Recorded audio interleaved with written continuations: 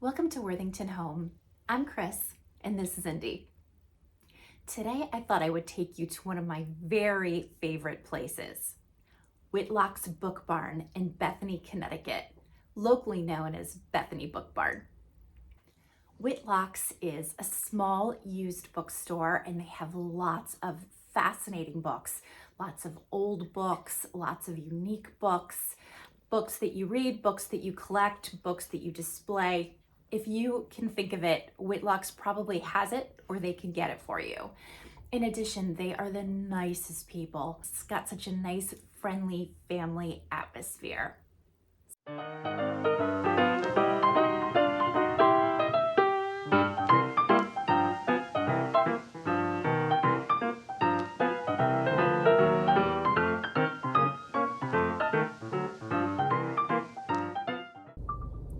We're here. I'm going to take you inside.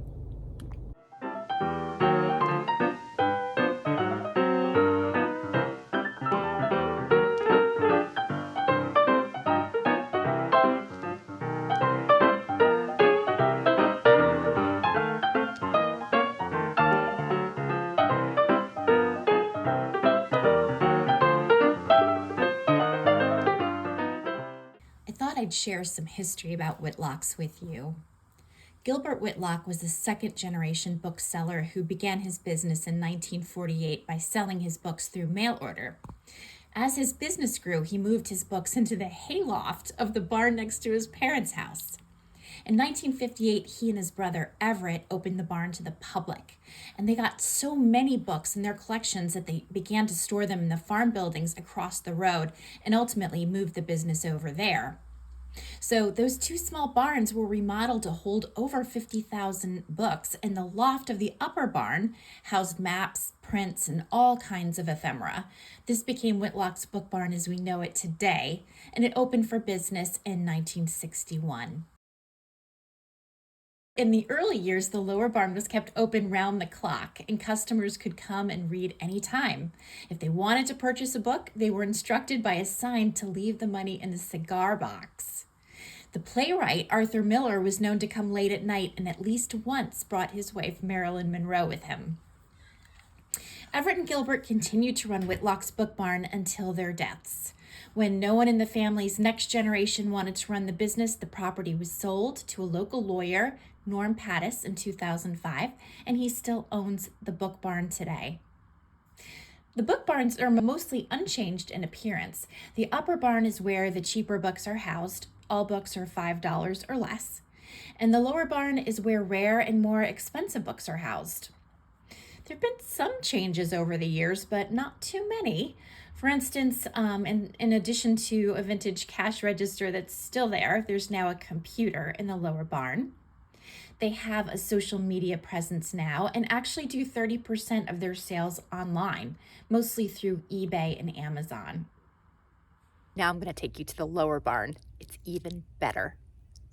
In my opinion, Whitlock's is the best used bookstore around, and this is why. You never know what you're going to find. There are surprises around every corner.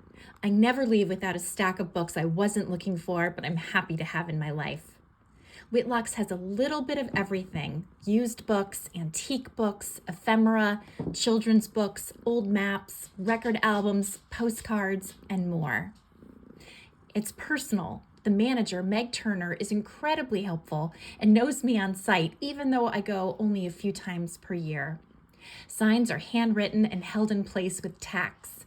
Books are hand-priced with thought and care. The employees know where things are located and are happy to open locked cabinets or doors to show you the valuable books if you ask. It's in a rural part of the state. It's out of the way. It's not part of a strip mall or a busy town center. It's tucked away on a scenic country road next to a horse farm. When you go there, it's so easy to imagine that you're back in time. The barns are a unique place to house books. The upper barn used to be a sheep farm, and the lower barn used to be the turkey barn. It has great ambiance. The floors are slanted and sloping, and there are patterned rugs in the aisles. Classical music plays in the background. Whitlock smells like old books and barn wood. In other words, it's a total sensory experience.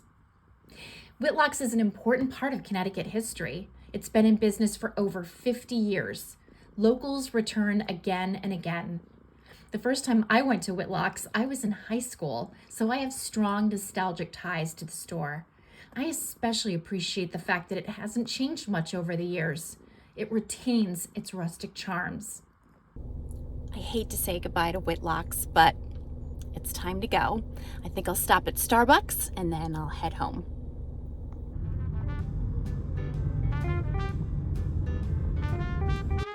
On the drive home, I thought I'd tell you a little bit about the town of Bethany, Connecticut.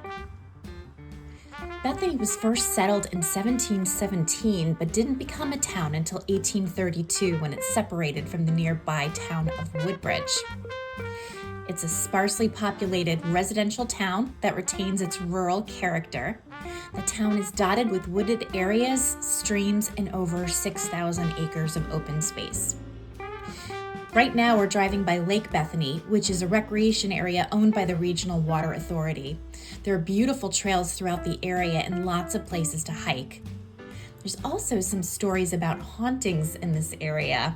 I've never seen anything myself, but there are lots of stories about it online if you want to read more. I just got home. It was a big drive. There was a lot of traffic, a lot of road construction. And I just noticed that my husband's home and he's in the barn, so I'm gonna go see what he's up to. And I thought I would show you how I know when my son is home. Laundry and a backpack. Iris.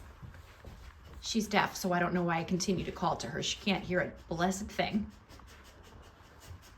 And there's Wilson. Hey, Wilson. Good boy. You good boy. Show everybody how handsome you are. Yes, yes. There's Licorice with her toy. And there's Indy on the table where he should not be. In other words, the gang's all here.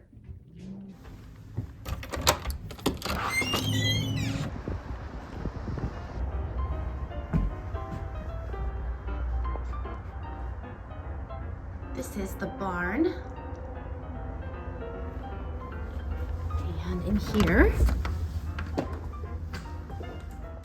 we have the billiards room. It's a mess right now because he's got a lot of things he's bought that don't have a home yet, including this fabulous sign. And this is a pool table and all the pool cues and the balls. We have lots of interesting bits and pieces in here. And then right through these doors is the best part of the barn. We go upstairs.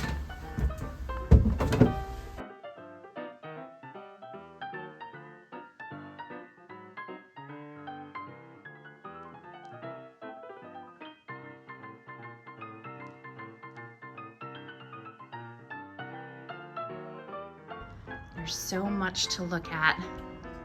There's an old jukebox and a kind of cool sign.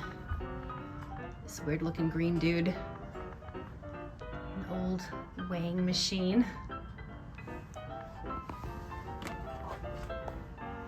That's a really neat piece. Lots of other things. There's an old barber chair.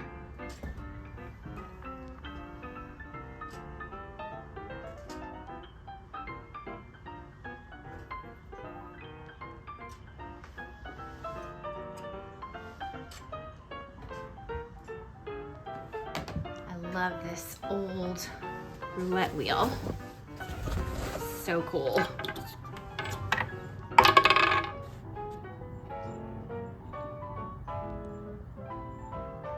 Someday I'll do a better tour of the barn, but this gives you some kind of sense of the things my husband collects. He's been collecting for years and years and years.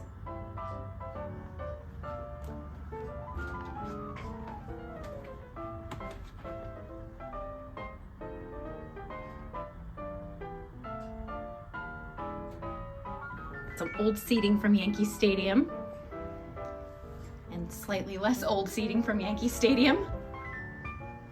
Some old license plates.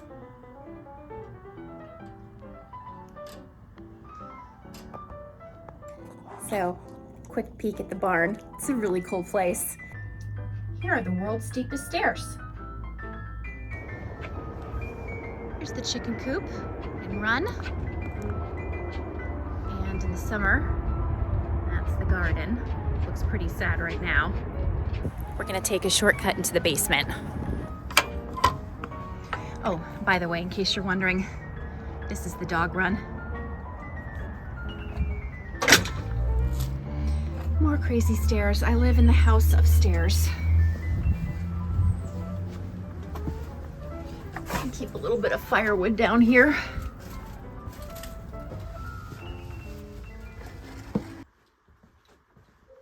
Hey, honey. Hey, what's happening? What you doing? I'm making the brackets to hang the lights in the barn. Oh, very nice. This is the workshop. We always have something going on down here. So it's the next day, and I thought I would show you what I picked up at Whitlock's. I had quite a book haul. First book is Madame Bovary. I didn't have a hard copy of Madame Bovary. My copy is a paperback, and I've been trying to replace all of my paperbacks with hard copies if they're books that I think I might read again. This particular copy was only $3.50. You can't beat that. And it's in really pretty good condition. So I think this will be a nice addition to my library. I also bought this hardcover copy of The Cookbook Collector. I've been meaning to read this book for so long. I can't tell you how many times it went in my Amazon basket and then I just didn't end up pulling the trigger for one reason or another. But this was $4. And I think I'll enjoy checking that one out. I picked up this book, The Petticoat Affair, and it has to do with a scandal that occurred during Andrew Jackson's White House regarding the wife of his Secretary of War, who was branded a loose woman and snubbed by Washington society. So we'll see what all that's about. When I picked it up, I thought it was about Andrew Jackson's wife, who was previously married. They thought that her husband had died because he had just kind of abandoned her. She remarried Andrew Jackson, and then it turned out that her husband was still alive. So that was quite a to-do, but I guess this is a little different than I was thinking. I got this book, Stuffed Animals and Pickled Heads. What a disgusting sounding title. But I think this will be interesting. It's all about the evolution of natural history museums. I love natural history museums and science in general. So I think it'd be really fun to read all about this. I bought this book, Jamaica Inn by Daphne du Maurier. I love her. Rebecca is one of my all-time favorite books. It was $3.50. And I actually have some other books in this collected series, so this will be a nice addition. And then I bought dogs. Then I bought this great book from the 1800s called Glimpses of 50 Years, 1839 to 1889. And it's all about the autobiography of an American woman written by the Order of the National Women's Christian Temperance Union. And it says, nothing makes life dreary but lack of motive. So that should be interesting. She looks quite somber in this picture. It's beautifully illustrated.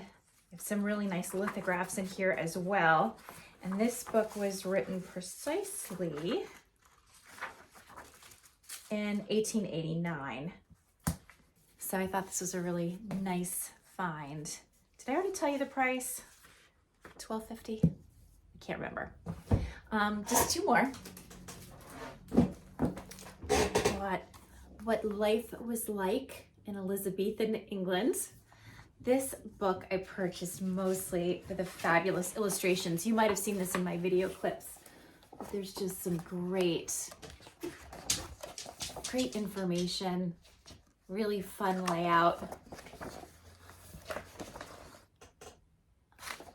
love me some Tudors. So we'll see how that goes, but I think that's gonna be a good book to thumb through. And then the last one I got was this collector's book of children's books. So it's all about the evolution of children's books over time. This one was $4, and that looks great. I'm excited to read this, and it's nice to have some reference books because I do collect some children's books. Here's a nice illustrated picture. So I think this will be a great addition to my library. Oh, look at this picture.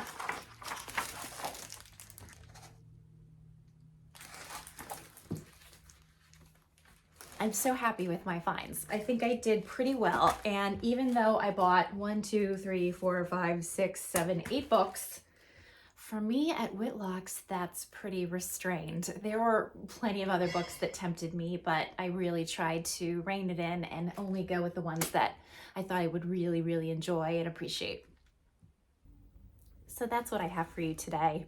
I hope you've enjoyed joining me and learning more about Whitlock's Book Barn in Bethany, and I hope to see you next time. If you enjoyed this video, please hit like and subscribe, and I hope you have a great day.